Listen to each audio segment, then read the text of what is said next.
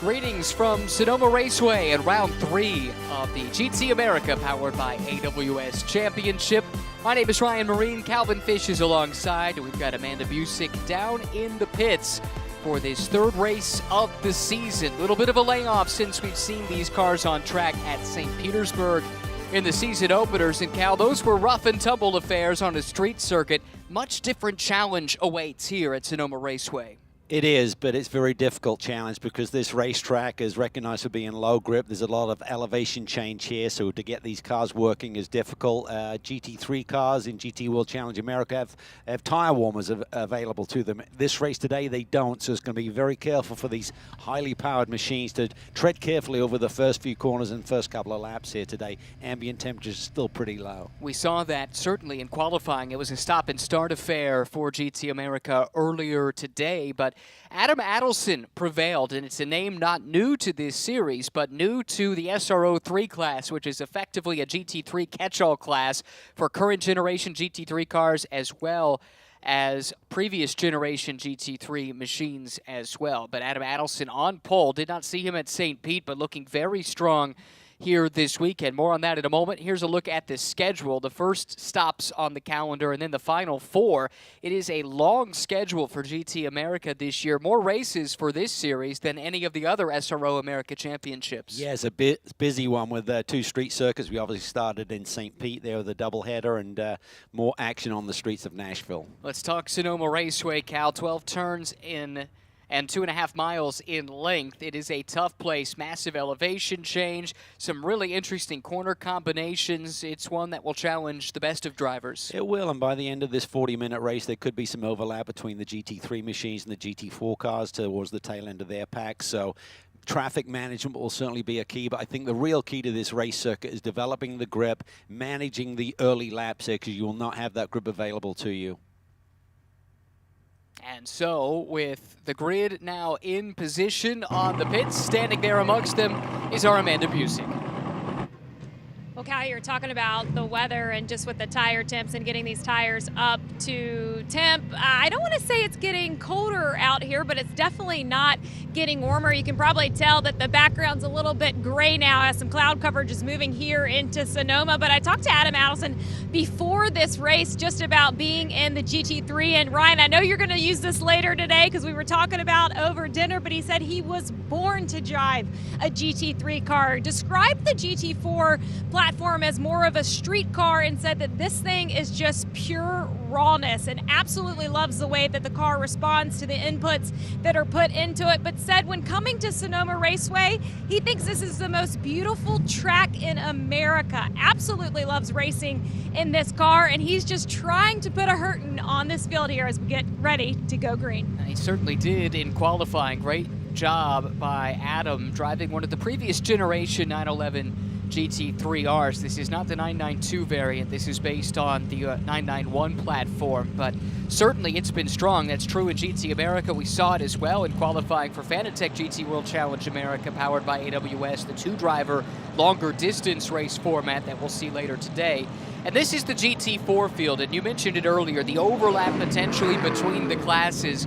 Traffic in GT America powered by AWS always seems to make a difference. It does, and managing that, and you think about Adam Adelson, yes, he's familiar with SRO competition, had some great runs here in Elliott Scale last year in GT4 America, but Gidley has just got so much experience to his flank there on the front row, coming off a great win at St. Pete, a runner-up finish in race 1, won race 2 there, so ton of speed there in that Mercedes as that team with Flying Lizard makes the move over from the Bentley to the Mercedes platform, and to immediate effect, Mamie was very comfortable with the car, and expect them on home turf, the Flying Lizard team, to be quite the challenge for Adam Adelson to get the victory here this afternoon. For sure. So that front row, as you mentioned, is Adelson for Wright Motorsports in the Porsche, but Memo Gidley, TKO Motorsports, they run second. Memo Gidley, the driver behind the wheel. Behind them, Anthony Bartone, who was really impressive in his GT3 debut on the streets of St. Petersburg. Had fastest race lap in one of the races there. Did have a spin, though, this morning in qualifying for Fanatec GT World Challenge America, but he'll start third. George Kurtz,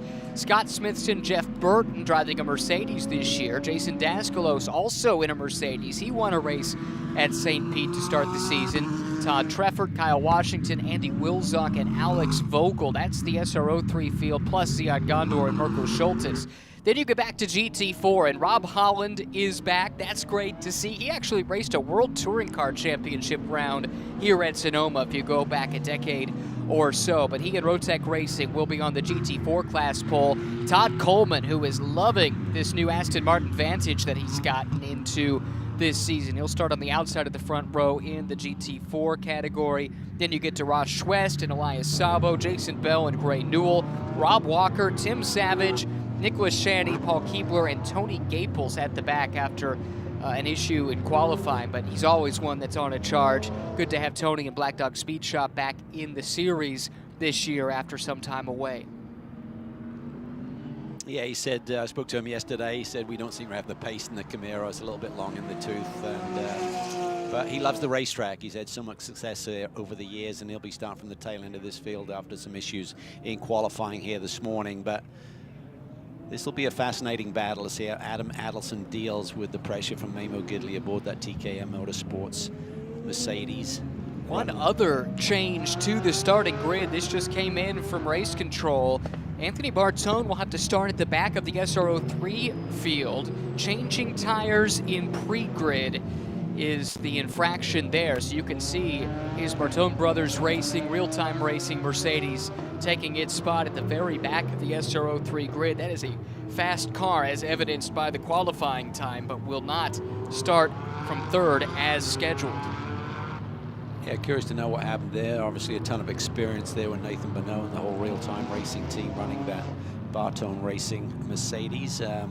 Running a dual program, different rules and technicalities and nuances with the rule set for GT World Challenge America compared to GT America, but he'll have some work to do. Hopefully he can put on a show for us because he's shown tremendous pace here this weekend. And big lap experience for him now in this race, running in traffic, because they're in the big show later on today too. He and Andy Pilgrim sharing a Mercedes-AMG GT3 Evo for Fanatec GT this season too. That was not the plan coming in to the season, but things went very well in St. Petersburg. Andy Pilgrim will not be racing in GT America as he did in St. Pete the rest of the way. They've used that chassis and dedicated it to Fanatec GT, so a chance to get some extra time on track here for Anthony Bartone and a little more experience for someone who is still very new to road racing, and he's got a lot of lessons lying in front of him today. He's going to charge his way through the field and get the kind of finish that he envisioned when he qualified in third. Here's a look at George Kurtz, who was so dominant 1 year ago. He too is pulling double duty here this weekend, running a pair of different Mercedes chassis across the two championships. And a pretty good qualifying effort for him. Got fourth on the grid. Will start third after the penalty for Bartone.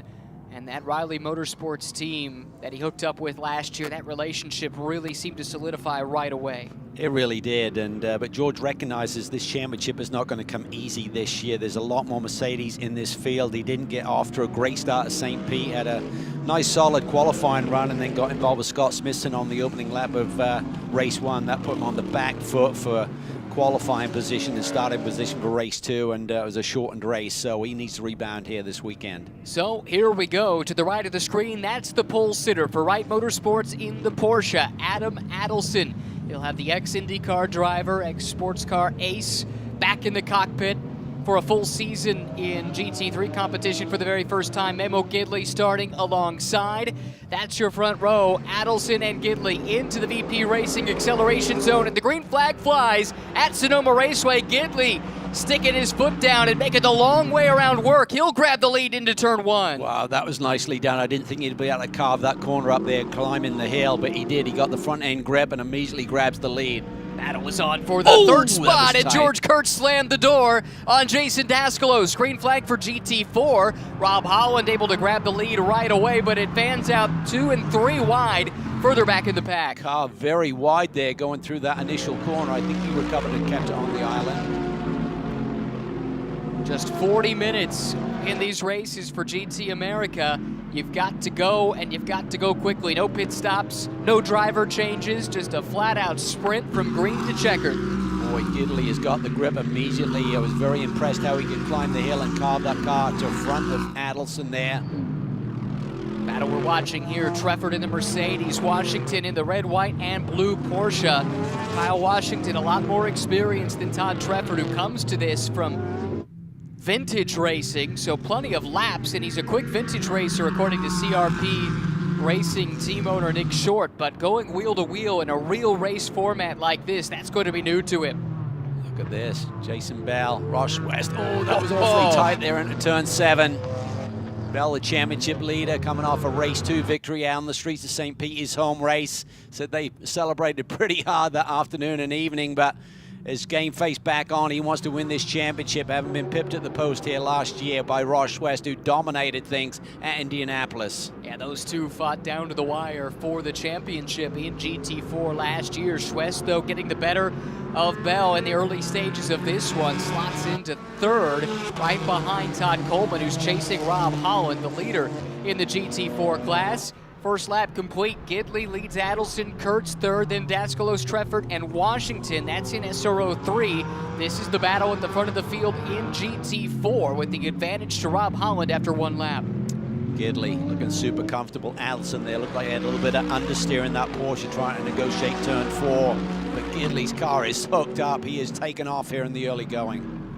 Great to get some extended green flag running, or at least it would be here this weekend. Unfortunately, the races at St. Petersburg were pockmarked by multiple full course yellows. When we had the green flag racing, though, it was really tight.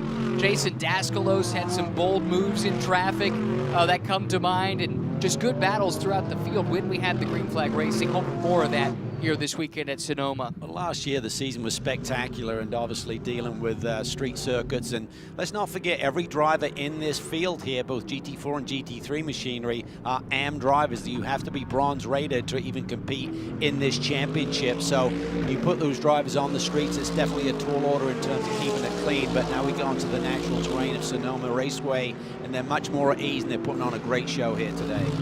George Kurtz with a strong run in 3rd spot.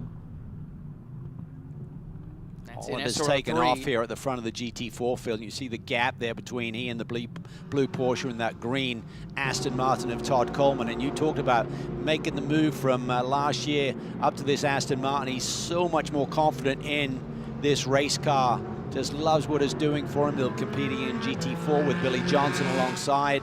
Starting this weekend, they've been strong in practice and qualifying as well. So big things ahead for Todd Coleman, I think. I think so too, and he has a lot of help in the form of Billy Johnson, who is an excellent GT4 driver. His longtime coach Aaron Thielitz, who he drove with last year, is not co-driving with him, but still very much involved in a coaching capacity with Todd. We saw Aaron at St. Petersburg earlier this year, and the combination of those experts to help him out, a year of experience, and this new car that he loves, as we've said several times, have made him a force to be reckoned with in the early stages of this campaign. Yeah, for sure. And it's a really strong group that they've put together there. Mike Johnson involved, of course, with Archangel. So lots of good things, ticking a lot of boxes here as things close up now. You can see that Bell has gotten around Schwest, is now putting the pressure on Coleman. The Aston Martin's running their line astern. Gaggle of these Astons, 2nd, 3rd, and 4th behind the Porsche of Rob Holland. Looked like a bobble there from Schwest, and Jason Bell closing in. Sorry, not from Schwest, but rather from Coleman. Coleman guards the inside in the green Aston.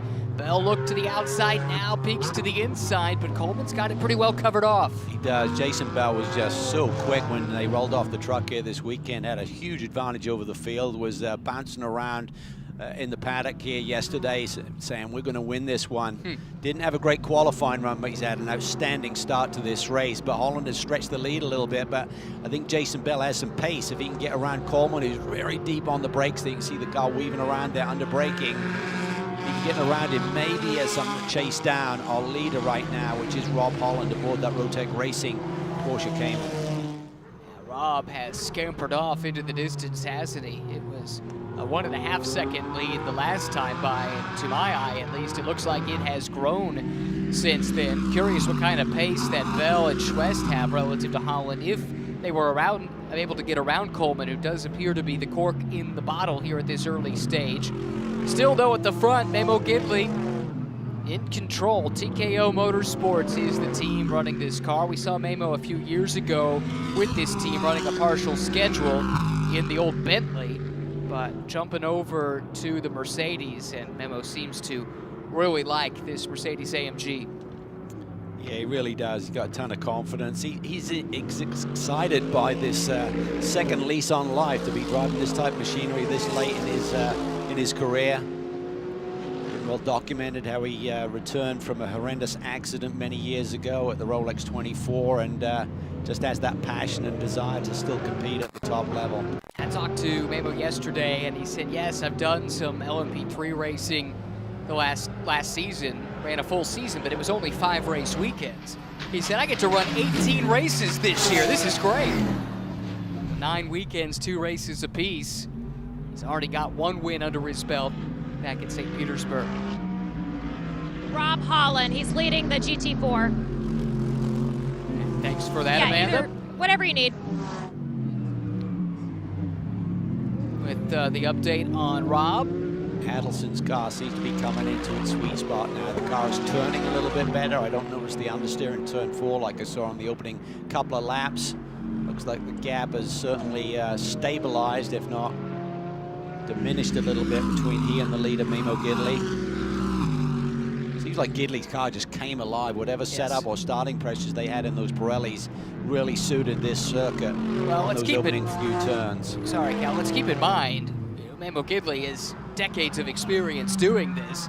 This is only the 2nd race weekend that Adam Adelson has been in a GT3 car. He did a race in the Middle East. I think it was the 24 Hours of Dubai over the winter in a Porsche 911 GT3R, but beyond that, this is still very much uncharted territory. Only got into racing a few years ago. Bobble there by Coleman. Car was a little bit sideways there, climbing the hill. Bell is ever closer, and he'll recognize that. He'll see the car language in front of him and know that maybe Coleman's a bit vulnerable here. Exactly right. Jason Bell has turned into the veteran of this group. And we talked about it a lot the last few years, just how far his racecraft has come. And he's putting that on full display here, out of the carousel, into the slipstream, forcing Todd Coleman on the defensive. Yeah, well, he's worked with a lot of great coaches and mentors. He's worked with Andrew Davis for a couple of years. Now, Coleman runs wide. Bella slides it down to the inside. Easy pickings there as he picks up 2nd position.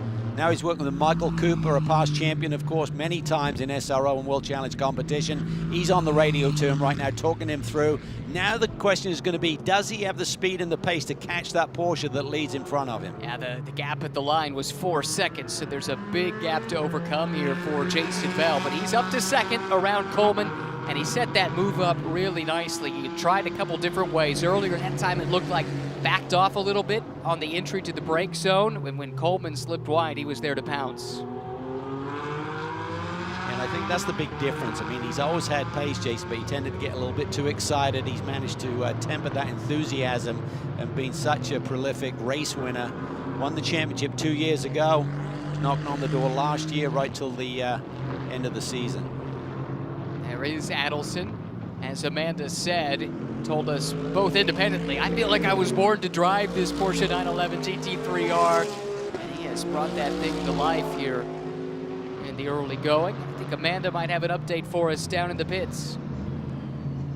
I just wanted to add on to the conversation on Memo Gidley. I was chatting to him prior to the race, and with Sonoma being his home track, he absolutely loves racing around this 12 turns here in the Sonoma Valley. Said he grew up coming to the track, actually kicked off performance here on the motocross track. He's a regular at karting up the hill on the track there. Said he raced in the GT4 a couple years ago here, but just thrilled to be back into the GT3 on this track. As I was talking to Memo, there were some fans around the car taking some pictures in the Parc Fermé as we got this race started, and they said that they've actually seen Memo racing in jet skis in Sacramento. So I'm starting to think if it has an engine in it, Memo's likely to get in it.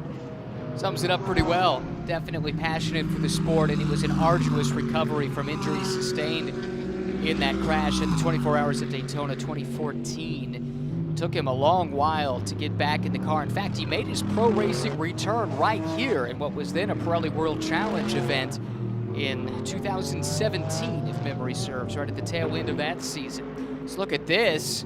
Bartone making his way up through the field. He caught Kyle Washington and he made the pass. Is there any contact there? I don't think there was. I think maybe just Kyle recognized the pressure from behind, maybe got into the ABS a little bit. That will stop the wheels from locking up, but that also loses a little bit of your braking ability. And I think he just ran a little bit wide there, but it's been a great little battle, entertaining to watch those two guys go at it. A good recovery from Bartone, who again qualified third, but had to start at the back after the team changed tires on the grid, which you are not allowed to do without relinquishing that qualifying position. So from third back to 10th, and he's been charging back up through the field. He's made it up to 6th now, and has done it on a track that notoriously is not the easiest to overtake on. There are a few spots though, Cal. What would you say you would ideally want to set up your move? Well, I think into the turn 9 chicane is a good overtaking opportunity. Also turn 7, but sometimes you come out of the carousel this corner, and if the driver just elects to stay driver's right, it's hard to sort of like get alongside enough and make that move around the outside. There's not a ton of grip, it seems, watching the action so far here today. If you're on the outside around the cushion here, most of the grip is to the inside of this corner. Double apex at turn 7. Fight is for third in GT4 that we're watching. Tom Coleman in the green car, Schwest in the red. Aston Martin, final step of the podium, up for grabs since getting by. Jason Bell has scooted away. He runs second, about 1.5 seconds up the road, and did turn a faster lap than Rob Holland the last time by. This is Holland right here, but it was only marginally quicker. We're talking about 1/10 of a second. But Rob Holland firmly in control of this thing in the early stages, Amanda. And he's going to want to protect that car. He said that while we're back on top and championship is something that is definitely a goal for him this season, he's sharing this car with Alain Stad this season, and said that as much as I want to see victory, I want to see the co-pairing of this car between me and Alain have as much success here this season as well. We'll see this co-share drive later on today in the Pirelli GT4 race. Great little team, Rotec Racing. Rotec is short for Rob and Roland Tech. Rob and one of his business partners, named Roland, unsurprisingly, put this team together, and it was headquartered at the Nürburgring for many years. They had a lot of interesting programs that they ran there. A few years ago, took it stateside to race in GT America, and they've been a part of this championship since its inception a few years ago.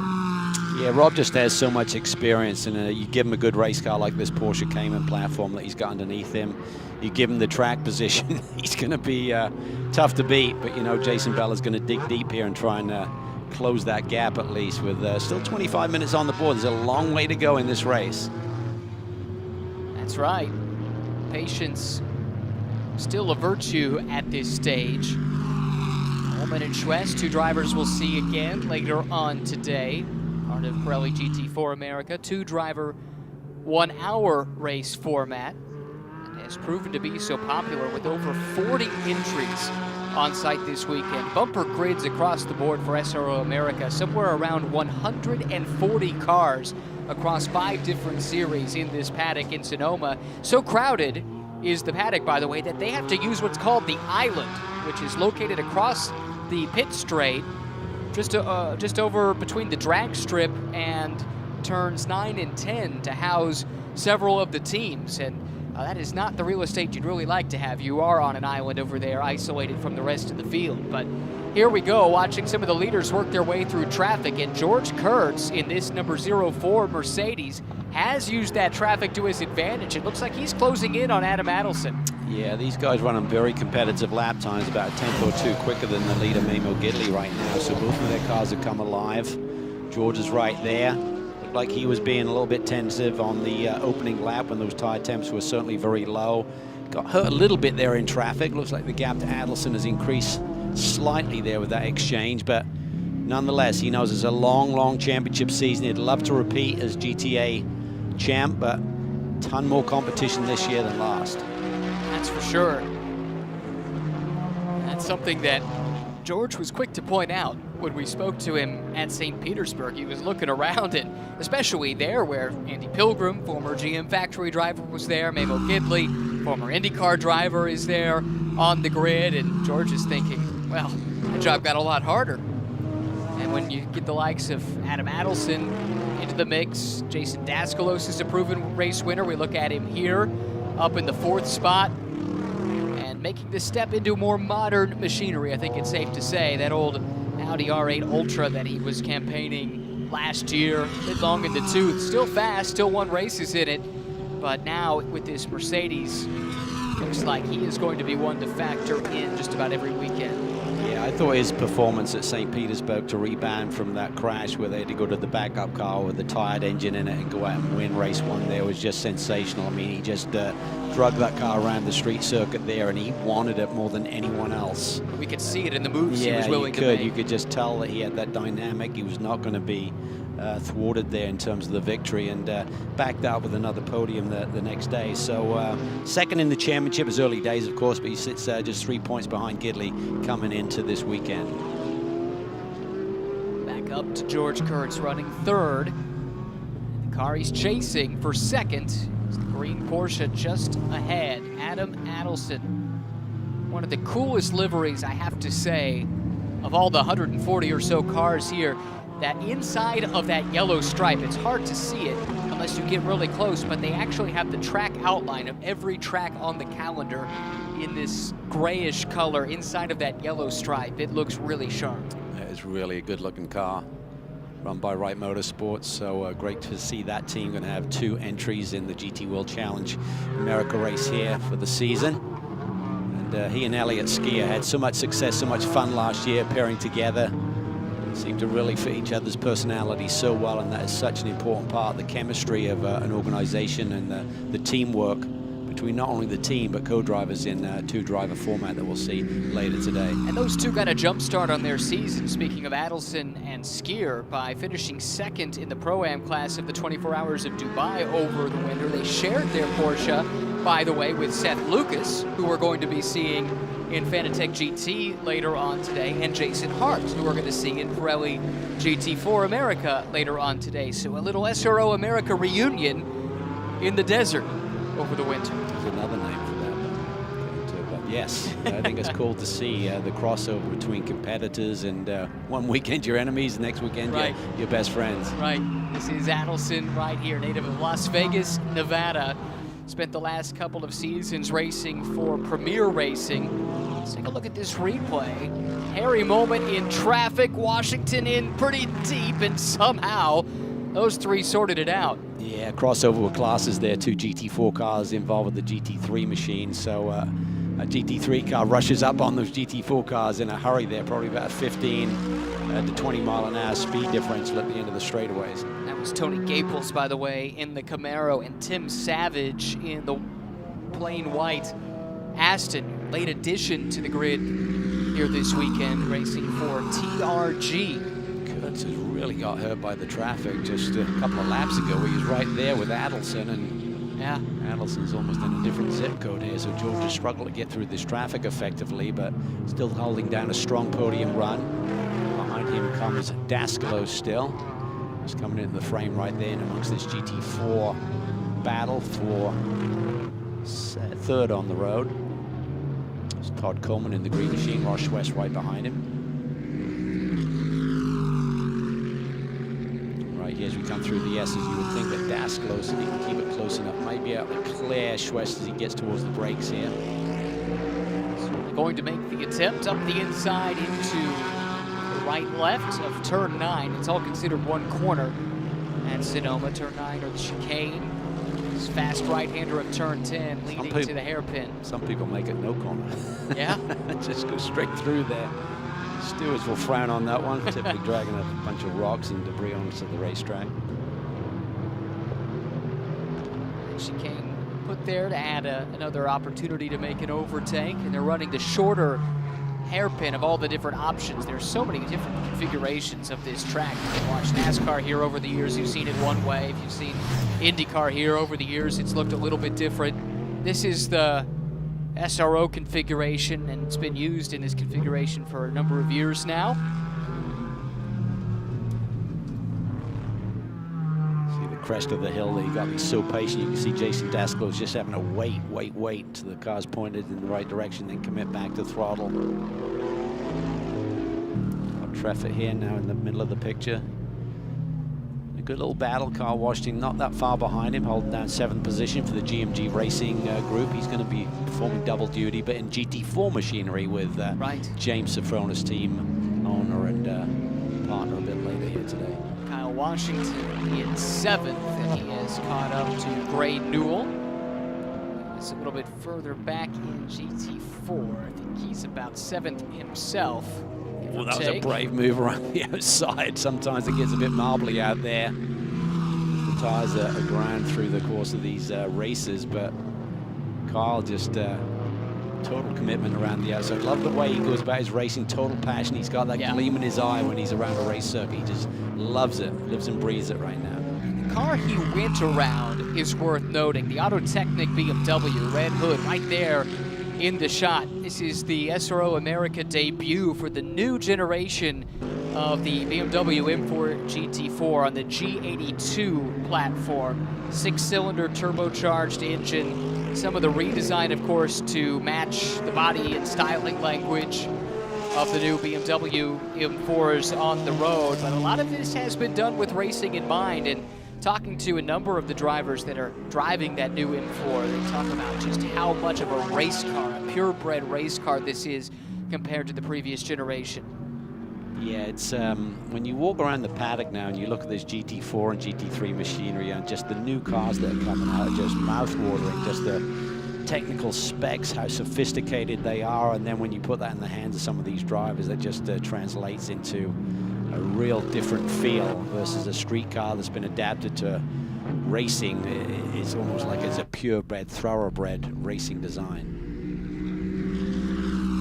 Look at this. Adelson has caught Memo Gidley.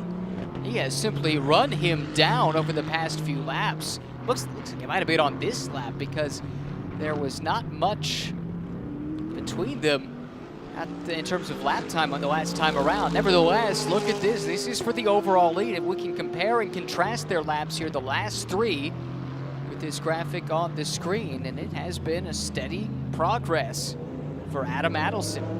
Yeah, you have to wonder. I mean, again, there is some strategy you can play with your starting pressures, and I think Gidley's car came alive early, and I'm just surmising here that maybe they start a little bit more aggressive with higher temperatures, pressures to get some energy into those tires. Gave him the grip initially.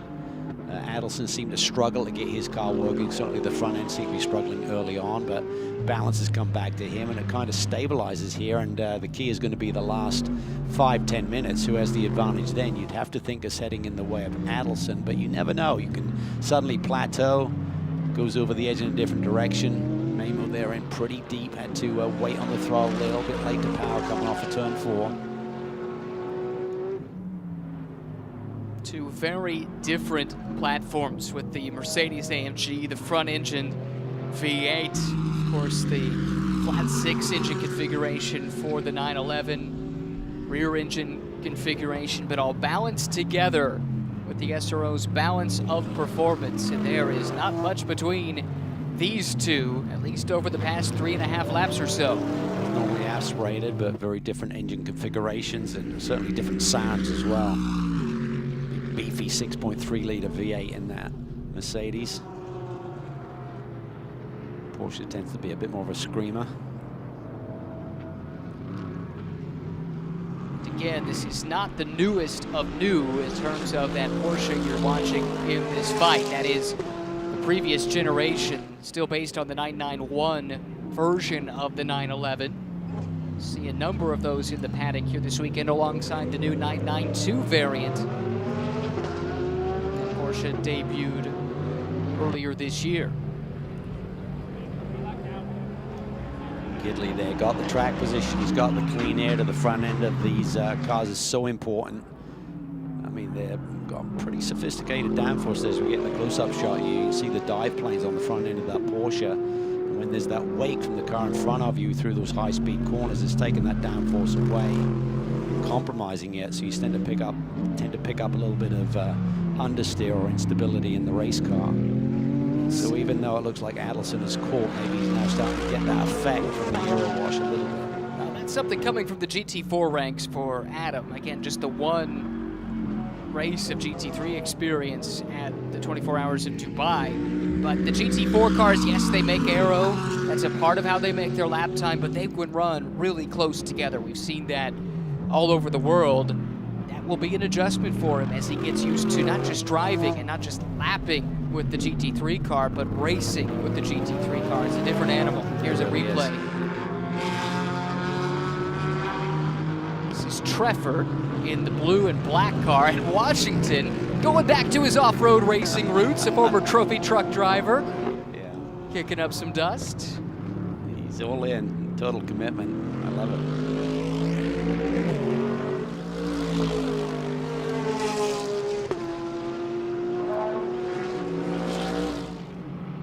13 minutes to go in race 1 of the weekend for GT America, powered by AWS. Back down to the pits, and Amanda. That's exactly one of the questions that Adam was just asking his team. How much time do we have left? He is convinced that not only is he going to catch Memo, he's going to give him a fight to the end there. They've been keeping this Porsche a little reserved in knowing that the Porsche has better distance, longer in the race, and protecting those tires. So hopefully we will be the spoil of the battle that is headed towards Memo Gidley and Adam Adelson. Well, we'll see how that plays out. Certainly a savvy veteran like Memo Gidley would know to take care of his tires too. It's shaping up to be a fantastic duel between these two. As close as Adelson got, though, a couple of laps ago, Gidley felt that pressure, and he's picked up his pace accordingly. He's been marginally quicker each of the last couple of laps, and the gap between first and second is back up over 1 second now. Yeah, so Memo's probably comfortable sitting there. I mean, he's made his burst back onto the scene, and he's had victory since he's done that. So I'm sure those early victories on his second phase of his career had a bit of nervousness to them, but once he gets back into his groove, he's always had the speed. Now he's used to visiting victory lane. Being up front is not going to really affect him too much. Change in position here. This is in GT4. Ross Schwest has pried the final podium position out of the hands of Todd Coleman, but Todd did not go down without a fight. Really interesting duel between these two for the bulk of this race, but Schwest, the reigning champion, is through. He holds down third, and Todd Coleman continues to show strong pace in his first year racing this Aston Martin. Leaderboard there in GT4, see Gray Newell down there in 7th position. I think they were hoping for a little bit more here this weekend, coming off really well-crafted pair of runner-up finishes at St. Petersburg. Kind of wasn't spectacular, but he was there to pick up the pieces and got big points. Comes into this championship event in 2nd position behind Jason Bell, our current leader. Gray is fresh out of a Mercedes-AMG GT3 car. He raced at 12 Hours of Mugello and won his class, finished 3rd overall 1 week ago. Back in an Aston Martin where he is most comfortable, running 7th. Speaking of Astons, then, in the top 7, I think there are 4 of them. So 2nd, 3rd, and 4th are all Astons. 5th as well, and then 7th. So, yeah, it's a whole pile of Aston Martins right now at the very top of the GT4 class. Well, in GT3, it's all about Mercedes, right? They're the dominant car in terms of entries, and in GT4, it's Aston Martin that really has that mantle. And in great teams and great drivers as well, but right now it's not an Aston Martin that's leading this race. It's Porsche right now in the hands of Rob Holland and the 099 machine. Still about 2.5 seconds to the good on Jason Bell, but Bell hasn't given up on this with just under 10 minutes to go now. Sabo has done a nice Nice job to race his way up to 5th in GT4. Rob Walker in that new BMW M4 has dropped back behind him to 6th. We take a peek back in as we go under 10 minutes left, 3/4 of the way through the 3rd race of the season for GT America. And let's check the gap at the line. Gidley to Adelson, it was 1.1, it's now 1.2. Gidley a 142.6 to Adelson's 142.7. Yeah, he's keeping him honest, but you get to like there's this little buffer, like almost like a little air pocket where you can run really good lap times, and once you get that little bit closer, you're getting excited, like I'm catching him. Then that aero effect can start to kick in a little bit. But I also think that Memo's doing a great job of managing this race. I think he realized, just like St. Pete when he made that move around Sophronis into turn 1 there in race 2, that he can control these races if he gets that car to the front. And it's early days for this group as well, getting their hands wrapped around what this Mercedes needs. That's a good point. Car is new to the team. It's a veteran group that's behind the TKO Motorsports operation. Sam driver in the cockpit. Yeah, Sam White is the team manager there. He's got so much success over the years with various organizations, so very stable group. Talk about tire management, and the reason why is this particular track is renowned for chewing through tires. And let's compare lap times. 142.6 that last time by for Gidley. His best lap was a 139.3. So over 3 seconds of fall off from the start of the race to now, and that's only in 32 minutes. So that'll be something to watch for sure when we get to Fanatec GT later on today with longer stints in those races. Keeping an eye on your tires could be the difference between victory and defeat. Yeah, and Adelson's pole this morning, admittedly perfect conditions, 137.8. Yeah. So some 4 or 5 seconds away from that right now in terms of race pace, and deep into the stint and the tech kicking in a little bit. To matched each other to the 10th on the last trip around the track, but traffic yet could play a factor in this race. That's Gray Newell in the Aston. Gidley's able to get through, so Newell now splitting the top 2 overall. Rob Walker just ahead. Gidley takes a peek to the inside. Oh, Newell, I'm not sure he saw Adelson coming, but Adelson is able to clear him. However, he still has the BMW to contend with before the carousel. Adelson's going to have to go the long way around, and that's not going to be easy. You're out in the debris there. That's where the marbles are gathering. Good downforce though, takes it to the middle of the road, so he wasn't right out in the grey, but certainly showing a lot of confidence aboard this GT3 machinery on debut. Really nice job by Adam Adelson. Walker looked like he had his hands full, had a bit of a twitch mid-corner, caught it, but that's let Gray Newell catch back up, and Newell is very much in a position where he can go on the offensive now, trying to pick up yet another spot. Yeah, and they changed positions on this last lap. We caught the action a little bit later in the lap, but Newell had the position on Walker last time across the stripe, so Walker has made that move on this lap. 6.5 minutes to go. Memo Gidley looking for his first win, or second win of the season. That's Treffert going off track. Washington the beneficiary. He moves to the inside, and oh my goodness, the two come together. Somehow, a full 360, and Kyle Washington can keep on going. Wow, that was a wild one. So we saw Treffert slow off turn 9, the chicane there, and Washington had a head of steam, and then they just decided they couldn't coexist there, met in the middle, so to speak. Well, that could have ended a whole lot worse for both of them. Both will breathe a sigh of relief at the lucky escape and continue on. They were fighting for 6th and 7th in SRO 3. Turn 10 there takes on a totally different complexion when you run this circuit without that chicane, because you're really hitting at high speed. That's a big challenging corner by slow, and then arresting the speed prior to that makes it a little bit easier to go side by side through that corner. The other race within a race in GT America powered by AWS is looking ahead to tomorrow, because the grid for race 2 is set by the fastest lap in race 1. And if you look on the scoring pylon, left-hand side of the screen, Adam Adelson's number, or his position number, the 2, has the purple background, and that indicates he has the fastest race lap. So right now, and it looks like that should not be challenged given the tire wear that we've been discussing, Adelson should be in position for an overall pole tomorrow. Yeah, so it'll be his second consecutive pole, and I think it'll be George Kurtz alongside him and not Memo Gidley. So Gidley maybe starting the race tomorrow from the second row of the grid, but right now all his focus is on this, just maintaining this lead and trying to get his second victory of this 3-race season so far. Top 3 cars are, as you would expect, the class of the field. They're the only 3 cars to turn laps under 1 minute and 40 seconds. Gidley, Adelson, Kurtz.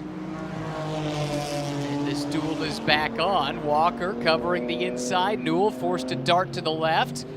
Tough place to go the long way, but he is late on the brakes. Gray Newell lets it roll in with some speed, but he can't get it wound up in time. And he'll have to settle back in line. Nick Shanny, though, in the TripAdvisor Supra, he's right there looking racy today. Yeah, he's made a lot of progress. That was sort of baptism of fire last year for Nick Shanny. Does not have a lot of race experience, working with Terry Borscheller as his mentor. And he's made a lot of progress. This is nice to see. This is the Evo, I believe, that they're running on this Supra, which has transformed the car from the people I've spoken to since last year. So maybe that's given him some extra performance as well. Was a learning experience for Nick last year. Terry Borscheller, simply because of age, is a bronze, which means they run, when they run together in Pirelli GT4 America, in the AM class. And Terry would be running frequently inside the top 5 overall, turn the car over to Nick, and Nick, who, as you said, does not have a lot of experience doing this, was put in some interesting and potentially compromising positions at times last year, but has learned a lot from those experiences, and you can see that here today. This is our leader in GT4, Rob Holland, getting a lap on Paul Keebler. And getting back to Borscheller and Shanny, they actually grabbed a win late in the year in the AM class in GT4 Indy, so certainly gave them a lot of motivation coming into this 2023 season. Here we go again. Traffic as tight as it's ever been. Yep, traffic has played its role, and Adam Adelson is right there, but time is running out. Under 3 minutes to go. 2 laps to go. Here we go. Let's see what he can do. He's close. See what the aero wash does to him coming up the hill here. How do you set this pass up, Cal? Well, I don't think Memo's really got any weaknesses, as does that Mercedes have very few weaknesses as well. It's very much a well-rounded car, so it's not vulnerable. It's going to be about traffic, I feel. Memo certainly has the advantage in experience, but you got a very exuberant young man there in Adam Adelson behind the wheel of this Wright Motorsports Porsche, and he'd love to grab a win. He looks so comfortable. I mean, he almost looks more comfortable in this car than he did his GT4 car last year, even though he did come alive there with he and Elliott Skier scoring victories sort of mid-season on. From my brief conversation with Adam, I think he would agree with that assessment. This step to GT3 has suited him very nicely. The young Charger trying to pressure the seasoned veteran into a mistake, coming up to the white flag. The battle for the overall lead very much up for grabs. Yeah, look at that traffic up ahead. They're not going to clear that, excuse me, by the end of this race. They could even get it at the end of this lap, and it should be white flag next time by the stripe. So Gidley's got to manage this. So hard to do, because the driver in front of you can do something totally different or have a little mistake of his own, and suddenly that gap that you've created goes away as Adelson now gets to the inside.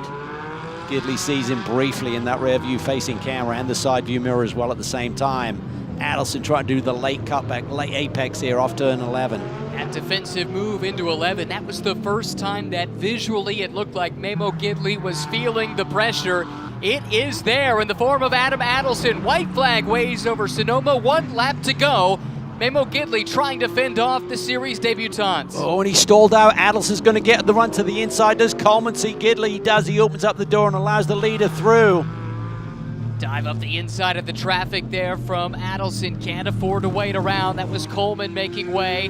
Gidley forceful on Schwest. He'll try and force his way past, and does. Can Adelson follow him through? Yeah, Schwest doesn't want to give up too much ground. He realizes Coleman is still close enough to maybe grab that podium back.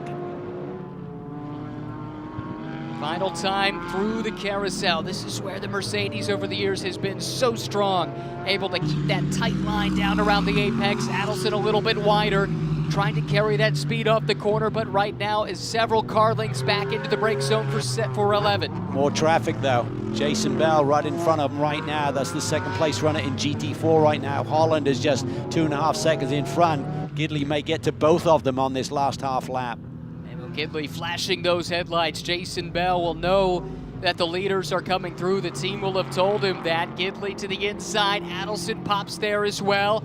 Able to clear the traffic, no problem into the chicane, but just one last chance to make a lunge. If it's going to happen, it has to be in turn 11. How badly does Adam Adelson want it? Holland's down the road a little bit. I'm not sure he's going to be a factor here to the burst to the stripe out of turn 11. Gidley guards the inside. Adelson throws it in deep. He snaps sideways. He catches it, but that costs him the exit. Memo Gidley absorbing the pressure. Coming around turn 12, picks up his second win of the GT America powered by AWS season, holding off the hard-charging Adam Adelson by 0.2 of a second. George Kurtz follows through to complete the podium in third, some 6.7 seconds back.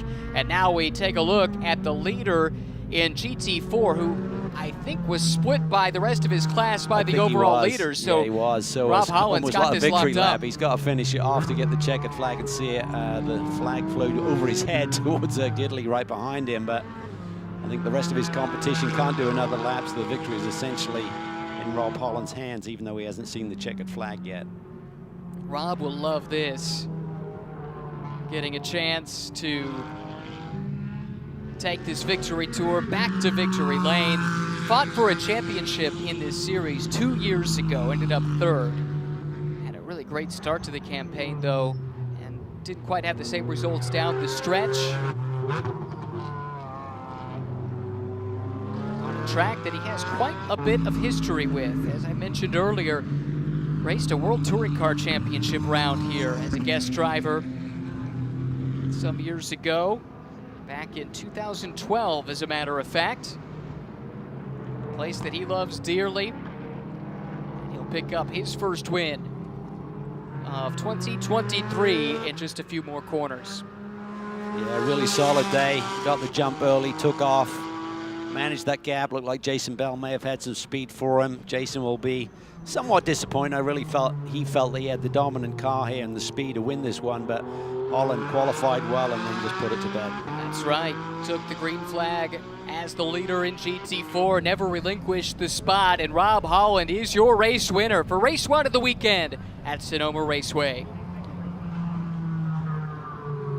Interesting stuff throughout the field, and it looks like it might be a bit of a mixed-up grid tomorrow. Some of those that finished up front didn't necessarily have one singular fast race lap across the multiple classes, so that should make tomorrow interesting. But Memo Gidley is back in victory lane at a track that means a lot to him. This is going to be a special victory lane interview. Yeah, it could be a special season as well. I mean, it's one thing to make your return, it's another to then see victory lane for the first time, but now I think he's got a team around him, and the experience, and he's got a great platform with that Mercedes as well to be a championship threat all season long. But it won't come easy. Adam Adelson kept him honest today. We expect the same throughout the year from the likes of George Kurtz and Jason Daskalos. Anthony Bartone, we didn't see much of him, but a strong fifth-place run. Yeah, from the back of the pack after that snafu with changing tires late in the day. Could be someone to watch come the race tomorrow. In GT4, your podium, Rob Holland, Jason Bell, and Rosh West. 1, 2, and 3. Todd Coleman ran in podium contention much of the race. His strong form continues. And Elias Sabo, a nice job to bring that car home in fifth. A little bit further down, some that did not have as much success or fortune here today. But we should note it was green from green to checkers, which was nice to see after a couple of sloppy races in St. Petersburg. I think it's fair to say the talent of this field really showed up today. It did, and we talked about it earlier in the show, right? I mean, St. Pete on the streets for these AM drivers is a tough nut to crack, but Memo Gidley on top once again. It'll be a big, big win for him. I'm sure he's got family and friends here this weekend, and kisses the roof of that Mercedes. Top job. This will be a popular win for so many reasons. Story, if you're relatively new to sports car racing back in 2014. Memo Gidley in a very serious crash at the 24 Hours of Daytona. It's a lengthy road to recovery, but he's back and winning races as we are used to seeing. Amanda, let's hear from the man himself, Memo Gidley. There is a crowd that was just screaming his name and has made his way into the winner's circle. He burned the tires as he made his way into the winner's circle as well. And Memo, I talked to you about how special Sonoma is to you prior to this race, just it being the home track back in the winner's circle with victory. How special is this for you? This is unbelievably special. I mean, TKO Motorsports, Dave Traytel put this together, makes me live my dream, live my prime now. My 2-year-old daughter, first race she's been out to see a race, P1, that was good. And then all my fans, local fans, friends, and that have known that this is where I come from right here. So thank you very much, thank you very much. Congratulations. Highlights from race 1 of the weekend here at Sonoma. This was the big move here, Calvin. Coming up the hill from the outside of the front row, Gidley took the lead and would not relinquish it. Stamped his mark immediately, and that was so important. Get some clean air on the front end of that Mercedes. Great drive, managed it perfectly, even though Adelson kept him honest. Similar story in GT4. Rob Holland from the pole accelerated away and grabbed that top spot, and he would sprint away, but behind him there was some great dueling in the GT4 ranks. This was very, very close, a narrow escape for Kyle Washington and Trevor. Yeah, that could have been so much worse. And then we see traffic here. Gidley momentarily balked. Adelson was going to find a way through, but Gidley made the right moves, the important moves, and held on. Traffic might have provided an opportunity, but the veteran Memo Gidley found his way through that traffic and back to victory lane at Sonoma Raceway. Rob Holland picked up the win in GT4.